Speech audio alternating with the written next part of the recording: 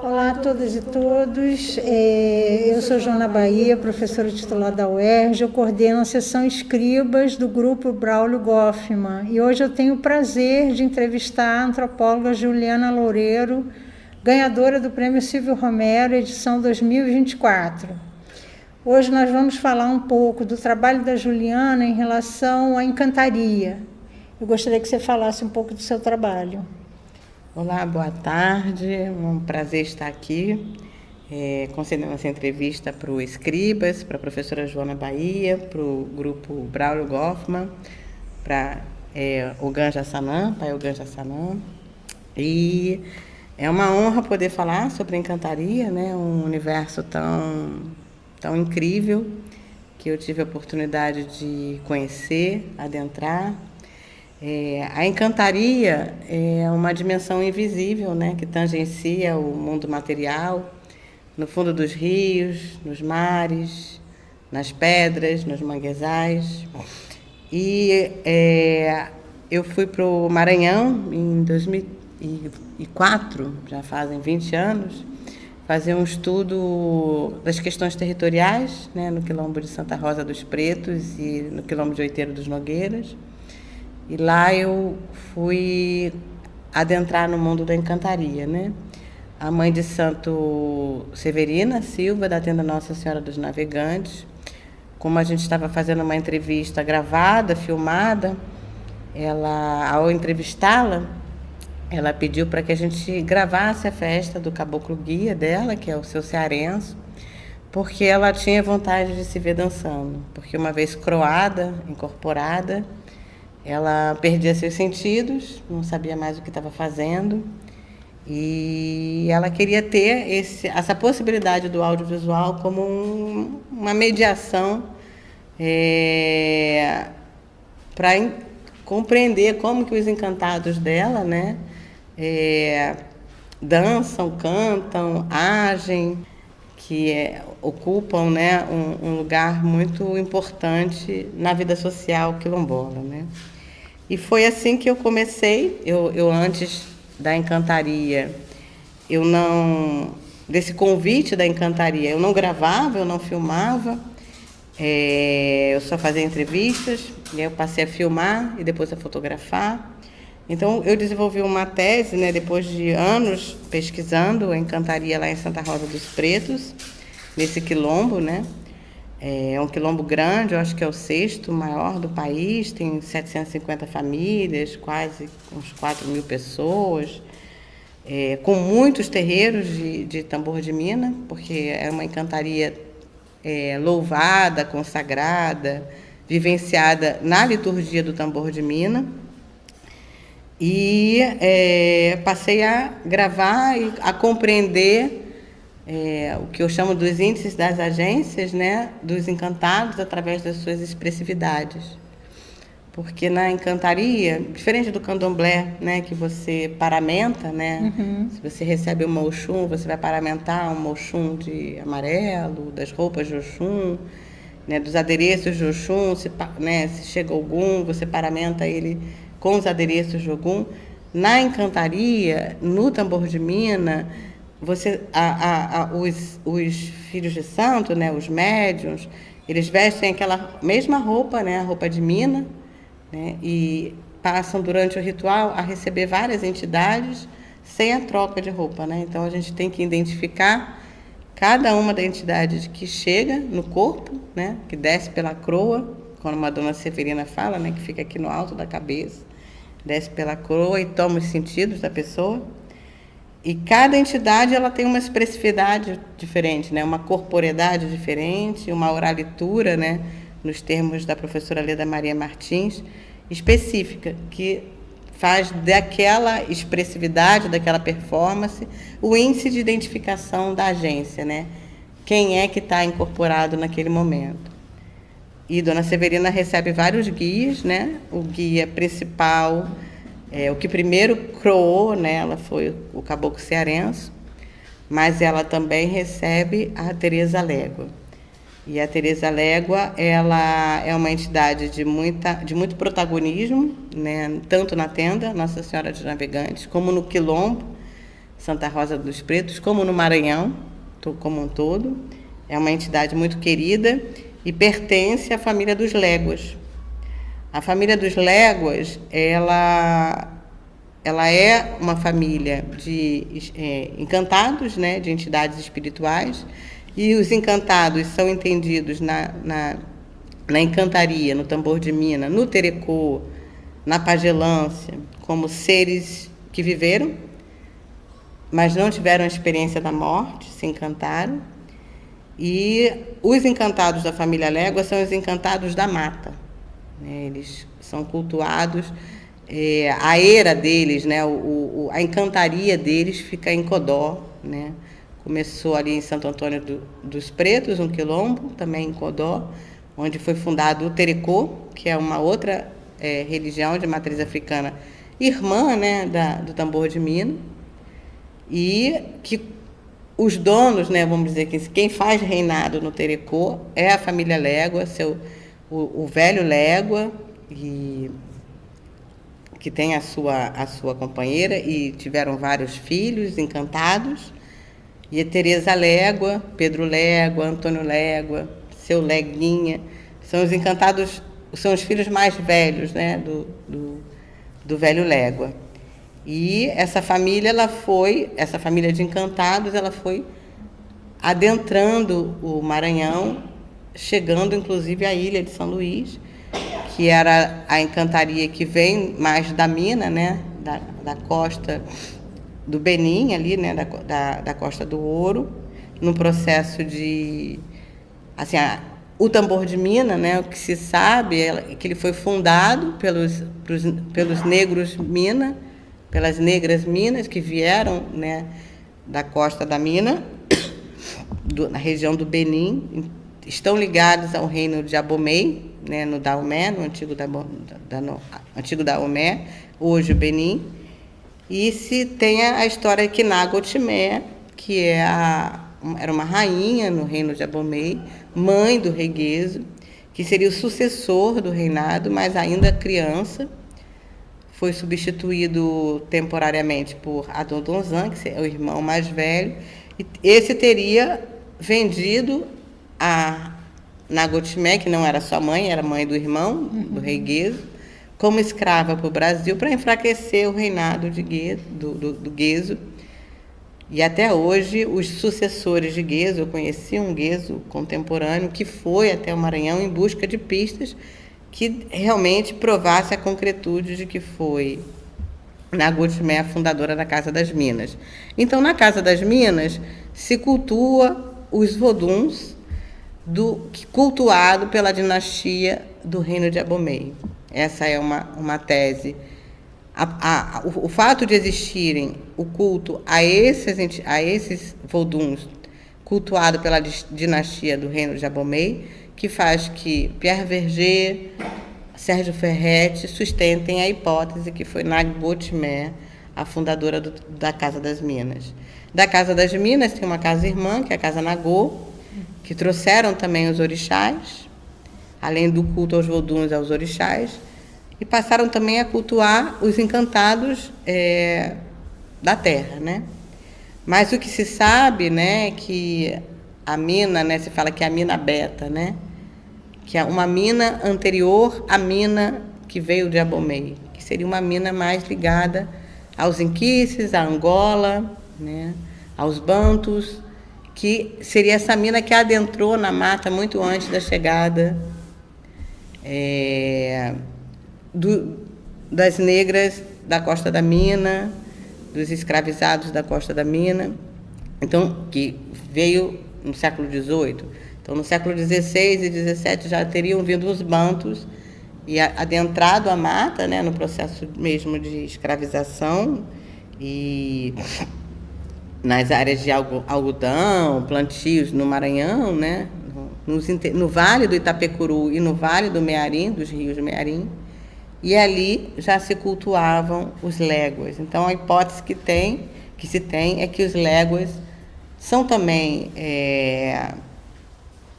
de origem dos escravizados que estavam aqui, mas desses escravizados bantus, então mais ligado à cultura e às entidades bantus. Mas eles penetram também através das migrações, né, e dos próprios fluxos, né, porque a entidade de evento vai onde quer, né, então os léguas também entram na ilha de São Luís. Hoje eles estão fazendo um reinado em São Luís, mas a origem dos léguas é Codó, o tambor da mata, é o terecô, mas eles estão dançando o tambor de mina. E te perguntar uma coisa, como é que esse espiritual te reconhece? Como é que eles reconhecem a Juliana? Como é que elas te veem? E como é que foi essa relação sua dentro desse trabalho de campo? Você trabalhou com as entidades, ajudou? Como é que era a sua relação de pesquisa dentro do campo? Então, isso é a questão das espiritualidades que a gente não explica, né?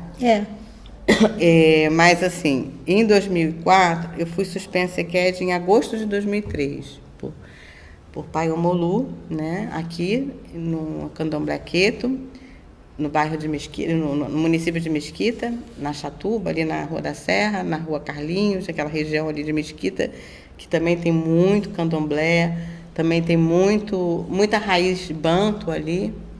E quando eu fui suspensa EQED, né, eu já entrei para a camarinha para cuidar dos orixás, né, para zelar, todo o serviço de EQED.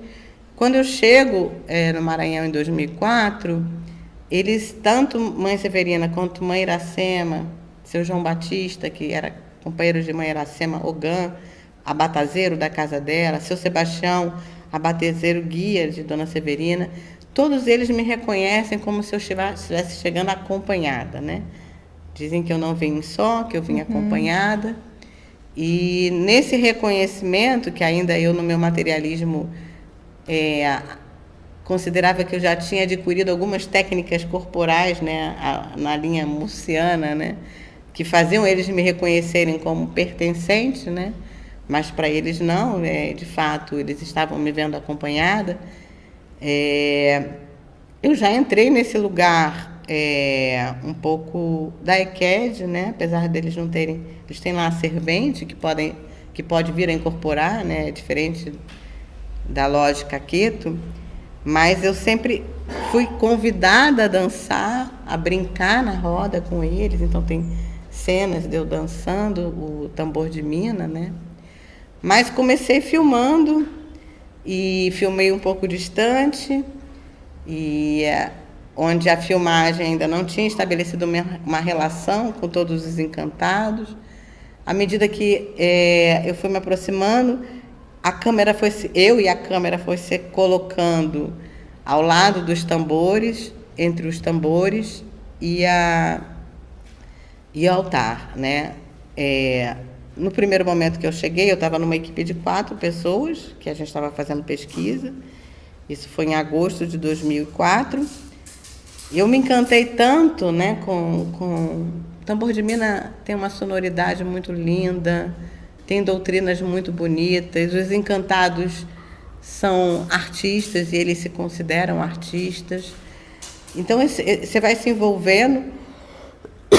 Aí, quando eu cheguei, eu resolvi voltar. Em final de 2004, voltei sozinha, cheguei no terreiro, Nossa Senhora dos Navegantes, coloquei minha rede num pé de caju, fiquei ali os dias de festa, né? E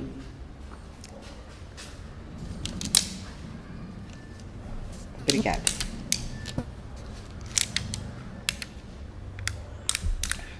E ali naqueles dias, né, você vai sendo sincopada, né, Quando eu cheguei em 2004, em agosto, primeiro eu fui para o Outeiro dos Nogueiros, que estava tendo uma festa do Divino, com as caixeiras do Divino, e o reggae, né, depois do reggae. Quando eu cheguei no tambor de mina, eu já estava com uma sincopada, né, numa sonoridade de matriz africana, né? Porque é a caixa do divino, o reggae da Jamaica, do Maranhão.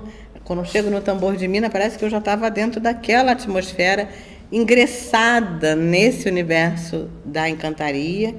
O que a Leda também nos chama a atenção, com uma percepção, uma cosmopercepção apurada, que vai se apurando e que você começa a perceber o encantado até no invisível, né? Até antes da incorporação. E isso foi facilitando o meu processo de filmagem, de identificar a hora certa de filmar, a hora certa de enquadrar. Você sabia as mudanças corporais que iam vindo e os encantados iam... Uma sensibilidade de perceber, de virar a câmera antes mesmo da incorporação, porque já sentia que o invisível estava se aproximando daquela pessoa, né? E começar a perceber os sinais do invisível na pessoa, até que ele toma conta, né? Lá no tambor de Minas, assim, bem... Os médios ficam bem, né? No que é chamado de incorporação inconsciente, né? Que aqui hoje em dia se fala muito de incorporação consciente. Eles lá falam... Quando a incorporação é consciente, é radiado. A pessoa está radiada. Mas quando ela está realmente tomada, né? Pelo encantado, com uma incorporação completa, eles falam que está atuado, né? Então, a ideia de estar atuado, estar sendo atuado por outro, né? E aí, por isso que a tese é Encantaqueria Quilombola, uma etnografia fílmico-fotográfica do atuar dos encantados junto à comunidade negra maranhense, rural negra maranhense de Santa Rosa dos Pretos. Então, essa atuação é uma atuação que toma conta mesmo, né? Os encantados ficam até, às vezes, dias tomando conta. Só vão embora suspendem rapidinho para a pessoa poder ir no banheiro, né? Como eles falam, tirar a água do joelho e voltar, e voltam, e dias, e bebem, e não ficam só na hora da festa, né? Na hora do tambor, né? Na hora da obrigação, que eles chamam de obrigação, quando eles estão ali no fundamento, cantando as quantidades de doutrina certas, 7 doutrinas para cada linha, para cada entidade. Tem toda uma demarcação fixa, né, da obrigação, mas depois que cumpriu, né, com a obrigação de abertura, ou a obrigação de fechamento, ou a obrigação para alguma linha de entidades, os encantados cantam, porque eles que cantam, né, à vontade, as doutrinas que eles querem, inventam doutrinas em cima de uma base original, em cima do que está acontecendo no cotidiano, né? O que a Mundi Carmo fala, é um mito que está o tempo todo sendo reconstruído no rito, né? O mito ele é vivo, né? Não é um mito que se reproduz de uma forma estática, não, ele é um mito vivo que se manifesta no rito, através das doutrinas cantadas pelos próprios encantados. E depois dali que fechou a obrigação, a gente vai para o terreiro e eles ficam, né? Eles gostam de segurar o sol com a mão, como eles costumam dizer. Então é uma virada de noite, de dia vai até meio-dia, 1h da tarde, eles dançam reggae, seresta, pagode, brincam com a gente, né? Então isso é uma manifestação religiosa que realmente a gente se encanta, né? Pela performance dos encantados, e interferem na vida social. E toda semana, né, quem tem seus encantados está recebendo dentro de casa, está fazendo as suas obrigações no seu quartinho, independente do terreiro, né? Lá em Santa Rosa, por exemplo, tem uns 5 ou 6 terreiros, né? Vai variando, tem uns 4 bem estruturados, e tem um outro que vem e volta, dependendo do que vai de São Paulo, outros que tentam. Mas as possibilidades de ter terreiros são muitas, porque cada qual tem seu quartinho de atendimento na sua casa, faz um quartinho separado, ou quando não pode, atende num quarto dentro de casa, e vão ali, e tem uma nova geração, né, chegando, e recebendo os guias. E é muito curioso, por exemplo, o seu cearenço, ele já está na Santa Rosa há mais de 200 anos. Antes era um tio de Dona Severina que recebia, e antes dele outro.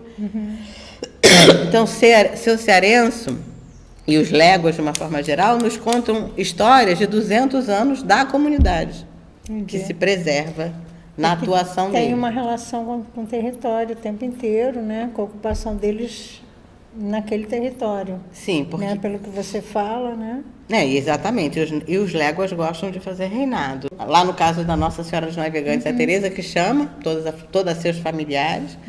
E eles gostam de estar entre eles, né? Quando vão chegando os irmãos. É como se fosse, né, os irmãos chegando depois de muito tempo sem se ver, aquela alegria. Às vezes a pessoa... na verdade, às vezes a pessoa nem é muito amiga às vezes até briga com a outra pessoa, né? Mas quando chegam os léguas, eles ficam todo mundo... Acabou a rivalidade entre as pessoas, porque ali tem uma família, né? Reunida. E como qualquer família, eles brigam, fazem as pazes, mas se amam e estão sempre nessa coletividade. Então, assim, o protagonismo dos léguas é incrível, né? Mas não tem só os léguas. Ali você também tem entidades turcas, no caso do Seu Cearense, ele é uma entidade turca. Os turcos entraram para a mata, né? E foram o que eles chamam de ajuremados, né? Acaboclados. Passaram a ter um comportamento mais abrasileirado, mais indígena. E tem codinomes, né? Então, no caso do seu Cearense, Seu José das Palmeiras, mas ele é turco, ele se fala como uma entidade turca, ele se autodeclara como uma entidade turca. E que outras entidades teriam? Eles têm os surrupiras, que são os caboclos de espinho, os surrupiras, são entidades da mata, são entidades que seriam pouco civilizadas, né? Chegam na era como uma expressividade, às vezes eu acho que eles estão... A expressividade de quando chegam os surrupiras, eles são tão assustados, né? Não gostam que filme, são as únicas entidades que realmente apontam um arco e flecha assim, para a câmera, e se eu não abaixo a câmera, eles avançam para a câmera. Já perdi uma câmera, porque eles avançaram na câmera, empurraram uma câmera. E eles a era deles é o tucum, o pé de tucum. Então, para cortar um pé de tucunzeiro na Santa Rosa é muito delicado, porque tem que saber se naquele tucum tem um surrupira que faz daquele tucunzeiro uma morada. Entendi. E aí, na matinha, porque no terreiro lá de Nossa Senhora dos Navegantes tem a casa de Dona Severina, o terreiro, a cozinha. E para trás tem a mata mais preservada da área mais habitada de Santa Rosa. Que ali estão os pontos, né? Os pontos do surrupira, os pontos dos caboclos indígenas, né? Porque caboclo, na mina, todas as entidades se autodenominam caboclo. Encantado, pajé, caboclo. Seria uma denominação genérica, vodum. Mas há, de fato, as entidades que são os voduns que vieram da África, né, do Daomé. Tem os orixás que vieram dos iorubás. E tem os encantados da mata, os caboclos, né, que são os léguas, entre outros. E tem esses caboclos que, de fato, são os caboclos que são os caboclos de pena, né? O caboclo de espinho, que no caso surrupira, são esses indígenas encantados que tem a ver com a encantaria indígena, que também vêm para a era, né? Assim como vêm as cobras, vêm os botos, né? Eles dão passagem para essas entidades, né, da terra. As mães d'água, que têm um papel fundamental em Santa Rosa, né? Eu acho que tem toda uma pedagogia da mãe d'água, né? Eu entendo a mãe d'água, os filhos de mãe d'água, uma vez que a mãe d'água leva, muitas vezes não volta, né? Não leva, mas não traz mais de volta essa criança, mas dizem que se os pais implorarem muito, demonstrarem muito afeto, elas trazem de volta a criança, depois que a criança foi para o fundo, né? Para a encantaria da mãe d'água. Quando trazem de volta, essa criança não é mais a mesma. Então, ela vai requerer uma série de cuidados, porque ela já é uma criança da encantaria, ela já tem um dono. Ela já é encantada, né? Então, aí ela vai virar provavelmente quando chega na fase adulta, ou até antes mesmo, vai receber os seus encantados. Juliana, é muito difícil entrevistar alguém que fala de encantaria, porque a gente se encanta com encantaria, né? A gente acaba virando um pouco parte dos encantados, né? Eu queria te perguntar uma coisa, a partir da sua pesquisa, tem muitos trabalhos sobre candomblé, muitas coisas sobre outras religiosidades afro, pouco estudadas. A encantaria é uma delas, a Umbanda ela precisa de mais estudos. Enfim, pensando no que você estudou, né? E o que você pode trazer para a gente que estuda outras religiosidades afro a partir da encantaria? O que te chama a atenção a partir do seu trabalho? E o que você pode trazer para a gente que pode contribuir para pensar em outras pesquisas? Eu sei que é uma pergunta meio difícil. Não, eu acho assim... Mas é uma pergunta que eu fico me fazendo quando eu ouço você falar, né? Você fala da ação das entidades, você fala do corpo, você fala da entrada do antropólogo na pesquisa, você fala das pedagogias que os espíritos nos ensinam, né? Aí eu estou te pedindo uma reflexão para a gente poder... Eu acho que assim, avançar um pouquinho. A gente tem, na encantaria, a gente teve a sorte, assim, em relação à relação do conhecimento etnográfico, né, dos estudos sobre a encantaria. A gente teve um casal, né, o Sérgio e a Monge Carmo Ferretti, que dedicaram 50 anos de pesquisa à encantaria, e eu acho que a gente precisa recuperá-los, né? Assim, sem essa discussão teórica, né, às vezes a terminologia teórica acaba... as pessoas acabam não dando valor, mas a etnografia do Sérgio e da Monge Carmo é de uma preciosidade, de uma fineza tão rica que dali a gente tem muita coisa, né? Se você olhar a etnografia pura, né? Uhum. Então eles também ficaram muito preocupados, eles também gravaram. Uhum. Eu acessei o acervo audiovisual e fotográfico, não todo audiovisual, mas especialmente o fotográfico. E eles começaram a perceber, perderam, assim como eu também gravei primeiro em mini DV, agora também tenho uma dificuldade de tratar esse material. Eles gravaram em VHF, né? Tem toda essa coisa das mudanças tecnológicas. E eles perceberam essas mudanças, então eles tinham uma missão de escrever o máximo possível. Uhum. Então tem muito artigo deles espalhados, assim, coisas de centenas, sobre às vezes um ritual que eles assistiram, um ponto que eles assistiram, e está tudo ali, né? O Sérgio, que tem uma formação seminarista, quase foi padre, então ele enxerga muitas coisas na Casa das Minas pelo olhar do católico. Mas como eu sou de formação ateia, né? Meus pais eram ateus e cheguei no candomblé de uma forma muito pessoal, específica, né? Fui capturada assim pelo candomblé e também muito assim, de certa forma, leiga, né? Sem nenhum conhecimento. Fui observando. Quando eu chego na encantaria, tem um princípio comum, né, litúrgico, né? Por exemplo, quando a Mãe de Santo abre o salão, a gestualidade dela nos 4 pontos do salão, no altar, né, no congá e no meio do salão, onde está o assentamento, é o pezinho cruzado, né? É a mesma gestualidade que eu aprendo a fazer quando eu chego num terreiro de candomblé, como eu tenho que salvar os Exus da casa, né? Na mina não tem essa história de você dar o dobá, mas você tem gestualidades comuns. Por exemplo, a mina fala que não tem matança. Não tem a matança, né? Como tem no candomblé, como tem em algumas umbandas mais africanizadas, né? Mas a matança da mina está na festa do divino, está no tambor de crioula.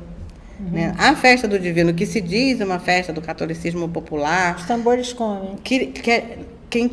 a matança. E a matança, ela é feita, né? Se mata um boi, se mata um porco. Não tem festa do divino sem essa matança. Tem o magarepe que faz, ele tem a função de matar. Numa só, ele acerta aqui a jugular, né? E aí ele vai sangrando até morrer, o boi, o porco também. Enquanto isso, as caixeiras estão tocando. Se é no tambor de crioula, os tamborzeiros estão tocando e as mulheres dançando. E aí é ritual. Quando um boi morre, 3 voltas da comunidade em volta do boi. Depois que o boi e o porco é despelado, entrega para as cozinheiras, antes de as cozinheiras poderem cozinhar, 3 voltas em volta, com as caixas tocando, em volta não só da comida do boi, do porco, da carne, né, mas também da comida seca. Não se cozinha antes desse ritual. Então, está tudo ali implícito, todo o fundamento. Por isso que na tese eu tenho um texto que é: sem caixeira não se faz festa do divino. Se o padre tiver, tá bom, ele faz uma missa lá, batiza as crianças, inclusive os encantados incorporam para batizar. A maioria dos padrinhos dos filhos da Santa Rosa são encantados, que vem no corpo da pessoa, o padre nem sabe que está o encantado lá, o encantado que está batizando. Entendi. Mas você tem isso. Então, assim, e essa história, né, do encantado, né, tá presente na vida cotidiana, né, no quartinho, eu vejo isso aqui também. Eu acho que tem muito, muito médium que nem vai para terreiro, que dá passagem para suas Exus, pombagiras, crianças, ou coisas que eles nem sabem exatamente que linhagem é a sua entidade, que às vezes precisa da passagem. Eu acho que está ali dentro. Eu acho que também dentro do candomblé, dentro da Umbanda, tem muitos encantados que vêm, né?